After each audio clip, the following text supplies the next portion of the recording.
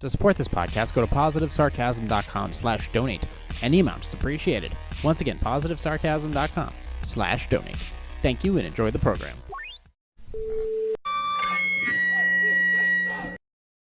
Jay here, positivesarcasm.com, recorded here from the Spare Parts Studio along New Hampshire's beautiful seacoast. Like, subscribe, share, donate, positivesarcasm.com/donate. Any amounts appreciated. There's all kinds of links in the description down below. Those affiliate links include financial wellness, mental wellness, the Weeble app, from the Weeble app all the way to betterhelp.com. There's also the links to the Dr. Jordan B. Peterson podcast, the Mel Robbins podcast. There's all kinds of information. I strongly suggest you take advantage of all those links down below, from free stocks to free health advice to free mental wellness advice to, of course, BetterHelp, which is not an affiliate of this podcast. But then again, it should be there. It belongs, especially in this new platform here, in this new format. So check out all those links. Also, I think Weeble they're doing, which I actually just signed up for, is the Roth IRA matching. I think it's like 4.5%. I don't know. Get on it. I'm basically expanding my financial portfolio with not only my own brokerage. I have my own multiple brokerage accounts, but or investments accounts, but I'm also starting one through my broker in October. So I'm going to have 3 going. Plus, I've already got a 401k going. Plus, I've got crypto going. Plus, I'm invested in some YouTuber who talks about the stock market and financial stuff. So I'm invested in that. Crypto, of course. So I've got and my 401k and a Roth IRA. So I'm starting all this stuff. So go ahead, and I'm saving in high interest savings accounts because I sold one of my cars, and I'm investing for another winter mobile, a nice big Lincoln probably. So I'm doing all that stuff, and it's great to have so many avenues of saving and investing for a year down the road, 5-10 years down the road, 15-20 years down the road, and then of course when Social Security is not even there, I will have something to fall back on. So I strongly suggest you get started now, and it only costs you literally a few dollars. If you got a leftover couple bucks, you got some quarters, go ahead, start investing. Especially if you're young. If you're in your 20s, take whatever money you're not using at the laundromat and put that into a high interest savings account or a Roth IRA or into stocks that pay dividends. I just get started now, okay? Also, if you have any questions, concerns, or comments, you can hit me up through my website, positivesarcasm.com. There's a contact section. You can email me directly there. Of course, you can always email me directly, positivesarcasm@outlook.com. If you're looking for posing music because you're a fitness competitor getting ready for a show, you can always hit me up through there. Rates are there. They haven't changed since last year, so you can always send me questions regarding that. And, any other questions, concerns, or comments, you can hit me up in YouTube, Positive Sarcasm. Rumble, of course, Positive Sarcasm. YouTube is back because the format changed, and it wasn't because of YouTube. It's just because this is where I wanted the podcast to go for the foreseeable future, and it did fit back on YouTube. So I was like, all right, might as well open it up to that audience, at least for now. The social media, of course, is Instagram at @positive_sarcasm. Go ahead and find me there. Just if you want to follow it, go ahead and hit the request button. And I'll most likely let you on, unless I don't like you. I mean, let's face it, I don't have to like everybody. Also, full disclosure, I had a little bit of a nose cold this past week, but I got through it. Now, for as far as wellness goes, I guess we'll talk quickly about myself before we jump into Reddit's AITAH. Yeah, I did have a little bit of a nose cold, and wasn't the greatest, I'll be honest with you, but I got through it in about 4 days. Right now, I'm on the tail end of it. Some cough drops, like anise ones, basically that's black licorice. A little bit of tea. Lots of vitamins, like I always do. A little bit of a little bit of menthol under the nose and stuff like that. But the only time I ever took any actual drug was one day. One day I took some of that that Dayquil Extreme or whatever it's called. Just one day of it because I wanted it to dry myself out. But it wasn't by Dayquil because that's made by Procter & Gamble, I think. It was the Alka-Seltzer version of that. But it's just one day. I only took one serving of that stuff. That was it. But I've done pretty well naturally, and I'm going to stick with it. I do have the saline spray, the heavy saline spray, which has like extra salt in it. And my God, when that goes through your nose, look out. So yeah, there we go. Right now I'm just sipping on some tea. I feel pretty good. A lot of energy. Took a bit of a relaxing Saturday, with the exception of burning 1,200 calories at my boxing gym. Definitely exhausted me, but I didn't miss a single day of anything, and that includes fitness. I didn't miss any fitness ventures this week. I didn't miss my 3 miles. I didn't miss my double sessions on Saturday. I didn't miss any of my PT sessions or my public sessions. I didn't miss my alarm clock. I didn't miss anything. There was no excuses for any of it. And I ate like a savage. So, I feel awesome.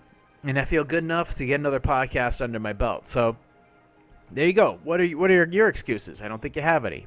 Now, let's recap last week really quick. Just really quick. Excuse me. Almost coughed there. Also, audio version of this podcast, anywhere podcasts are available, including Substack, Spotify, blah, blah, blah. I talked about the first question last week was about a woman who preferred. She wanted to settle for a ring that was no less than $800,000 to $1 million in value. And obviously I had a bit of a reaction to it. And I actually had a discussion with somebody about who just recently went engagement ring shopping, which is an odd concept to me. But okay, fine. Let's just go with it for now, where him and his fiance went and shopped for a ring. But the thing is, this woman had a particular type of ring in mind. First of all, she wasn't looking for diamond. She wasn't looking for a diamond. She was looking for like some ladies prefer sapphire. They prefer sapphire. I believe, from what I understand, sapphire is it's a traditional ring. I think before there was diamonds, there was sapphires. Sapphires, first of all, very, very pretty. And a sapphire is not cheap. Okay, so I just that the diamonds became more of the trade. You can look it up. You can look that up for yourself. But that being said, this person wanted a specific ring, but it wasn't $750,000. It was like $800-900, and they wanted to. It was it was like a tic-tac-toe princess cut with a small diamond on one side, a small diamond on the other side. I think it was that, and then a sapphire in the middle. On a vintage placement, a vintage actual ring. So it was something that you could replicate, but it was something old school. It had some charm to it, had history to it. But this is exactly what they wanted. But what they wanted was respectful of the husband-to-be's wallet. And quite frankly, I understand people like Jennifer Aniston. Yeah, they can afford to be given, supposedly afford to be given, $1 million rock by Justin Theroux, who she's not with anymore. Or Angelina Jolie, whom the person that gave her, Brad Pitt, who she's not with anymore. Or, insert a slew of other people with $1 million diamond engagement rings, whom they're not with anymore. Doesn't mean you should, though. Honestly, there doesn't serve much of a purpose. I understand that there are niceties. Granted, yeah, do I want a $30,000 Mustang Cobra Terminator? Sure. Do I need it? No, I'm perfectly fine with a GT convertible. I love my GT convertible. I would never sell it for anything. But we're not talking about a $30,000 car. We're talking about a $1 million diamond ring that does nothing. It doesn't get you from point A to point B. It doesn't change the fact that you're Jennifer Aniston. You're just Jennifer Aniston with a ring on her finger. It doesn't make a damn bit of difference. But a $900 ring made a woman very, very, very happy. It was exactly what she was looking for. And she's going to have that ring for the rest of her life. And she's going to know it's hers. And the man could afford it.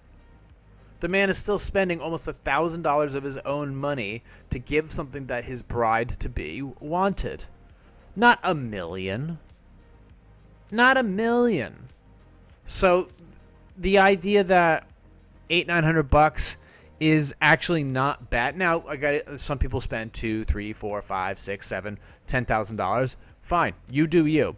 we're still talking in the thousands here as far as what you want, customize. Some people like to show up a little bit more. But what are we accomplishing at 800 grand?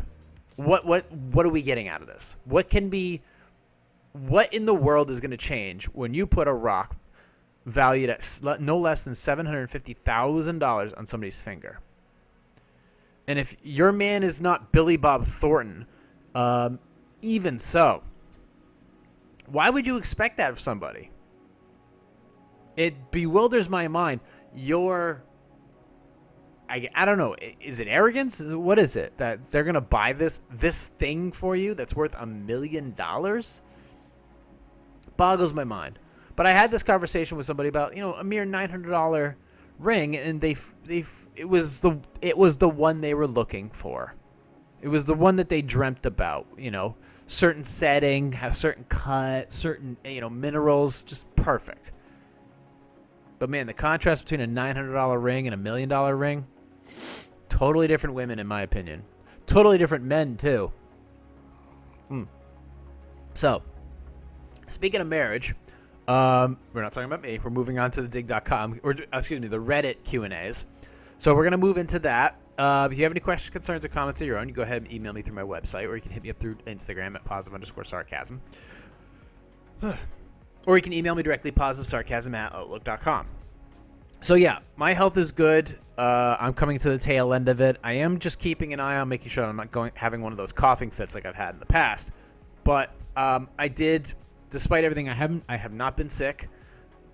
This week I was a little bit under the weather, but honestly, out of everything, I probably wasn't able to work out to the 500 calorie limit that I set for myself. I got to like maybe 400 calories, 450 calories, 480 calories, but I couldn't break that 500 threshold for one single workout.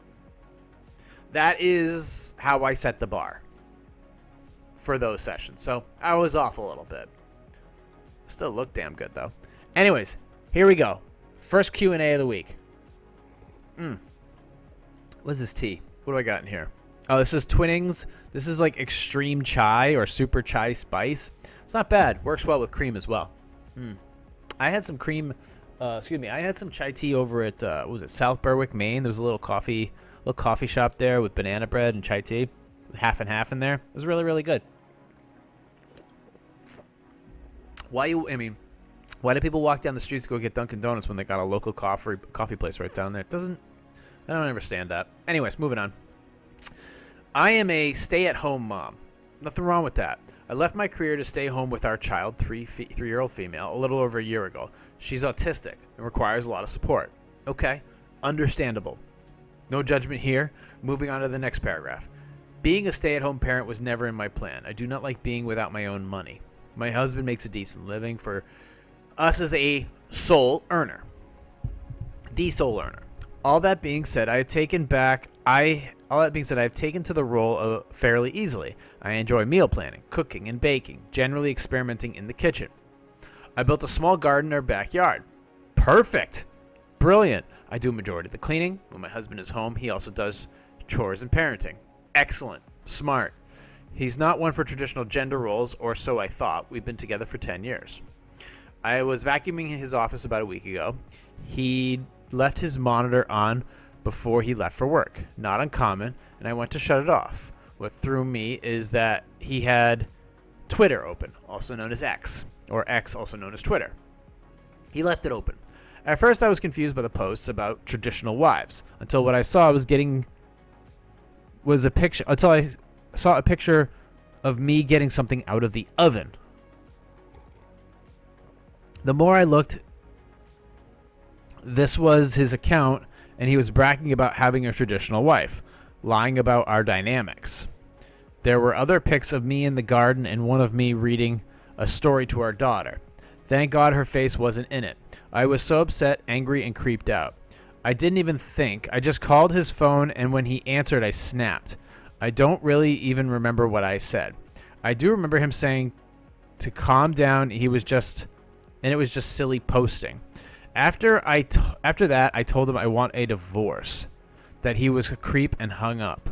He, of course, came straight home. We argued a bit, but I have a fairly strict routine I keep with my daughter. He made me promise we'd talk at night. We did, and he showed me that he deleted his account. It's been a week, and my anger hasn't calmed down at all. This is not the man I thought I knew. He says it started as a joke and got out of control because he liked the attention. Would I be an asshole if I divorced my husband for pretending I'm a traditional wife online? So you've been together for 10 years. It seems to be working. He made a mistake, but look, I'll be honest with you. This social media, especially Twitter, man, it's crazy. What was the traditional wife thing going well online? I don't know. First of all, I'll just state clearly that him doing what he's doing as far as being the sole earner, nothing wrong with that. Helping out at home, being good with good with your daughter, good with you. You're choosing to be a stay-at-home parent. You're under a lot of stress with the autistic child. There's a lot here. There's a serious, from what I could tell, a serious foundation. And he says he deleted the account. He obviously felt he knows he's in the wrong. He may have, sugarcoated it a little bit, but he said that he deleted his account. He came straight home. You argued a little bit, you talked about it.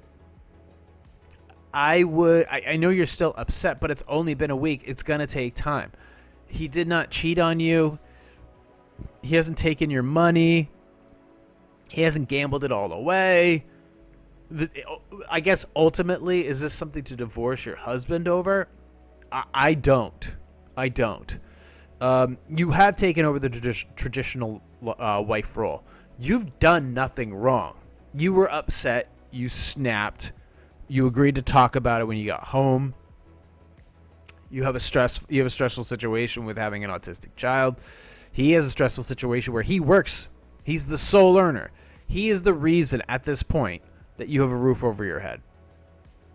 As far as the money part goes, I know we can banter about this back and forth, but he's the earner right now. Okay? He's the reason you have a place to stay and that your child has food and schooling and stuff, and that you can afford to be a stay-at-home parent. All right? Give this man a little bit of credit. He was trying to have some fun. He realized that having a traditional wife, he suddenly likes the idea of it, and you actually like the idea of it as well. So you both enjoy this dynamic and you didn't expect to. Obviously, he has, from what I could tell, apologized and done the right thing, supposedly, by deleting this account. So what I would suggest, I think, is working through this, because it's sad that this account was created. There is no reason for you to turn this into a hellish situation by filing for divorce and tearing the situation apart, and you having to raise this child, kind of on your own while the divorce proceedings take place. This could be an absolute disaster if you two split up. If you said you wanted to go through with this, and the account is gone. So I would really try. Talk to a therapist. Start working through this. Build it into your schedule. Talk to a therapist for a little bit. I mean, I did, a solid month or two of sessions, sometimes daily, of my counseling. I would strongly suggest that you go and seek somebody who, their goal is to keep you two together, to work through this. Because I know that there's a lot of good stuff here, and for one bad thing that wasn't cheating, that wasn't abuse or neglect, there's no reason to throw this away.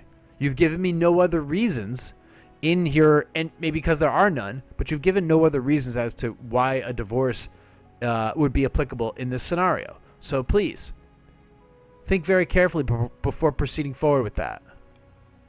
You would probably break this man. And quite frankly, we don't need any more broken men. And we don't need any more broken marriages.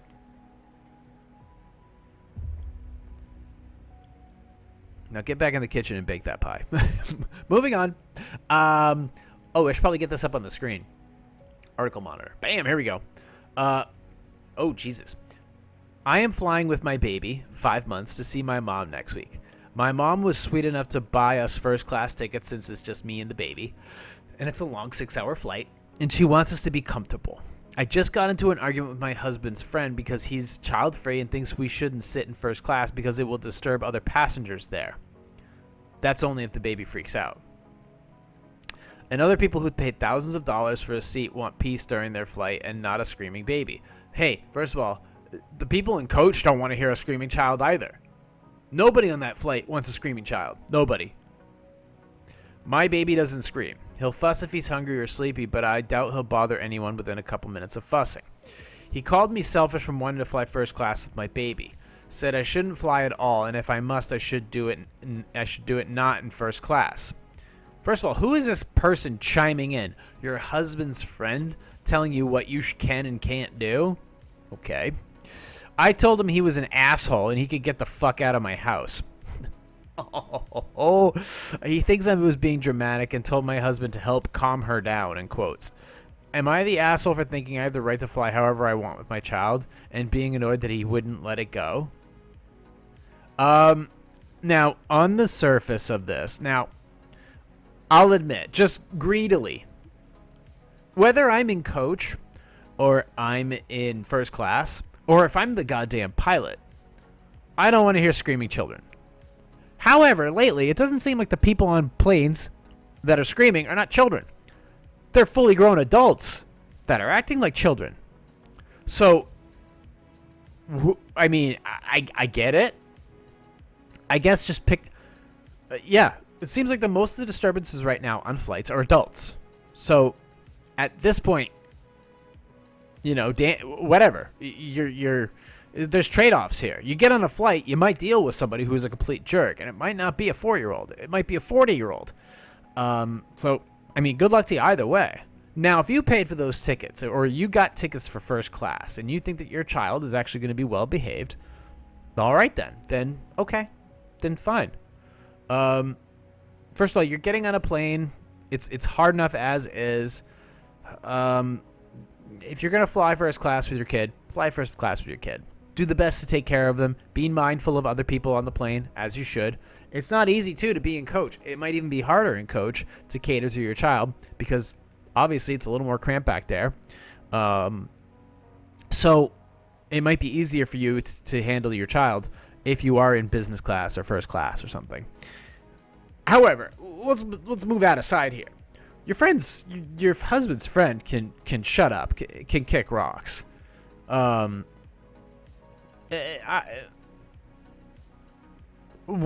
don't get what he's saying.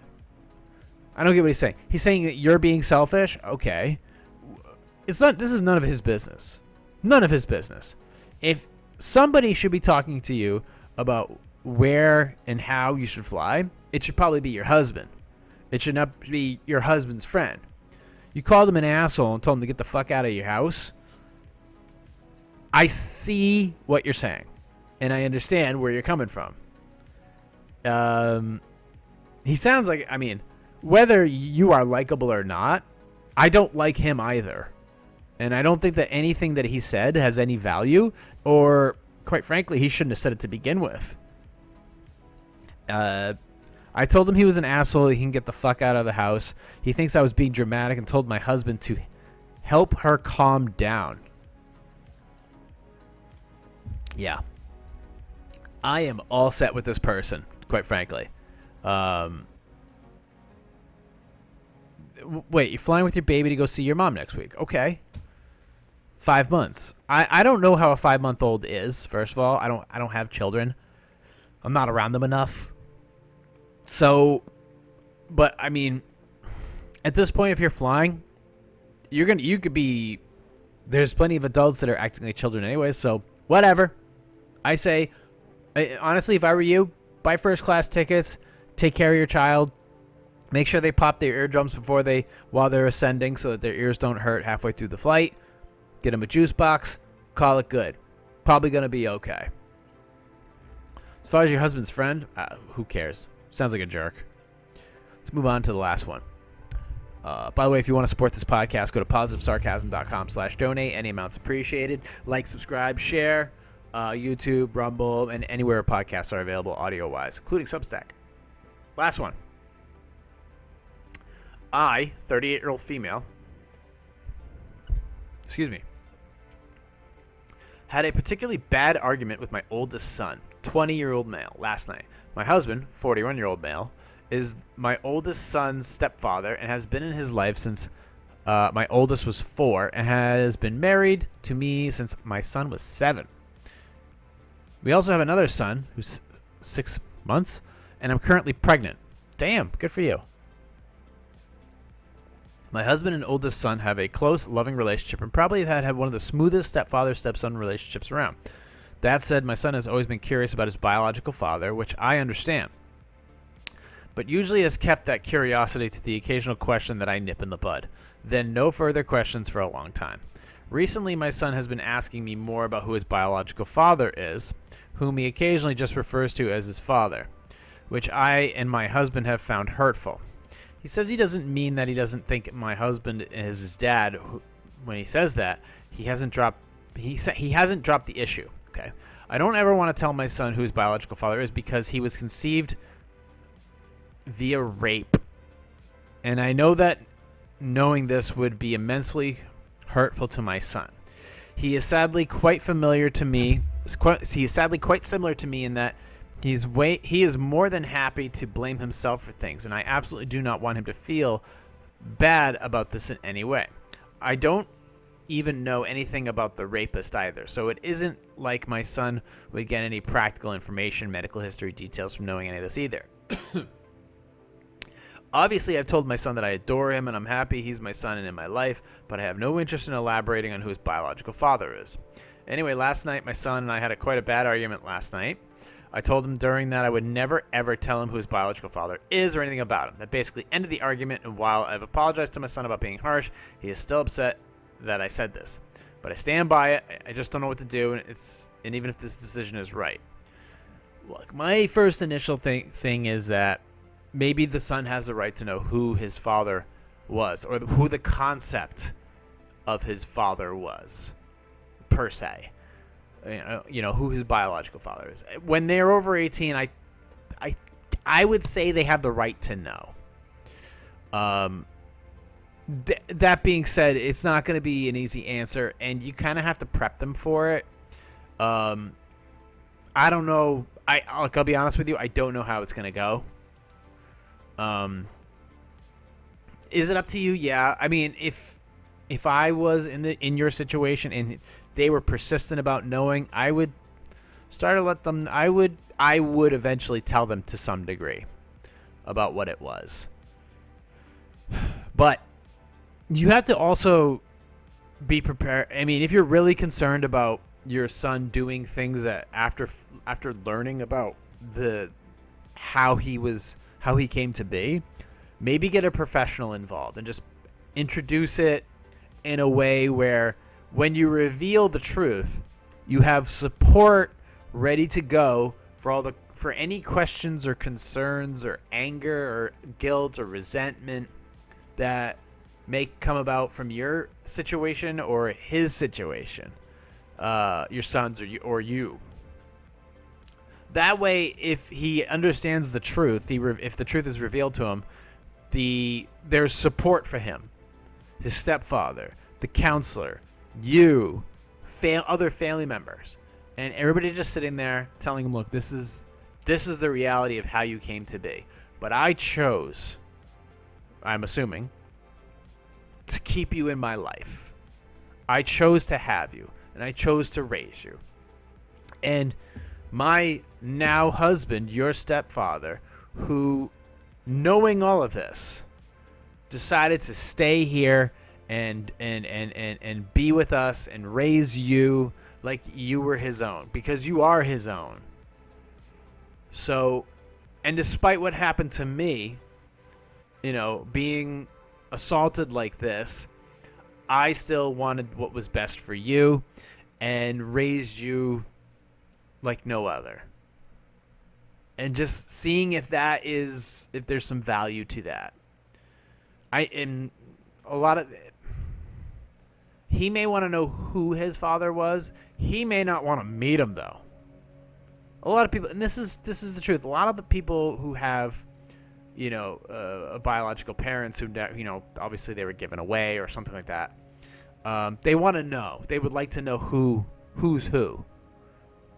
But the relationship is distant. It's more of like it's at the end of the day, it's more of like a puzzle piece. A lot of the times, it's more just like, okay, putting that puzzle in there, pop that piece in there, cool. All right, I'm good. Moving on. That's how it is a lot of times.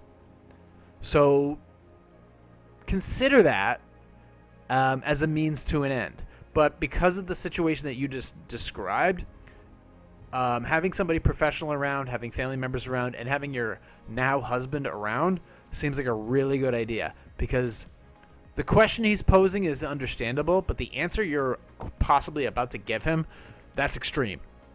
And I don't know what the reaction to that's going to be, especially at 20 years old. Obviously, there's going to be anger. At least I think there's going to be. So I hope that, I just wish you all the best, first of all. Just wanted to get that out there. But it sounds like a heavy topic. Well, definitely a heavy topic. So I hope the answer is taken well and the support group is big enough to support him. Yeah, support. Okay. Yeah. That being said, the tea is done, and so is this episode. If you guys have any questions, you want to comment on all the on these questions, go ahead, hit them up in the comments, or you can email me directly, or if you want to send your own questions in, go ahead. There's a lot of things you can do with this episode. There's a lot of things you can do with this podcast in general. You can also download it and stream it directly from my website, positivesarcasm.com. There's a bunch of other things you can go ahead and check out there, all my concepts and whatnot. You can email me directly, positivesarcasm@outlook.com. You can hit me up on Instagram at @positive_sarcasm. You can subscribe to this podcast audio version, Spotify, iHeartRadio, TuneIn, Podcast Addict, Substack, Apple Podcasts. It's all there. And, of course, from my website, video version of this podcast, YouTube, and Rumble, Positive Sarcasm. We're at 31 minutes. Let's go ahead and close up shop. Thank you guys for listening, watching, and subscribing. I look forward to the summer. It's going to be an awesome year. Absolutely amazing 2024. An amazing expensive 2024, because I know once they start dropping interest rates, holy Christ, is inflation going to go through the roof? It may go through the roof already, but whatever. I'm ready for it. Bring the noise. Recorded here from the Spare Parts Studio along New Hampshire's beautiful seacoast. This has been a Positive Sarcasm presentation.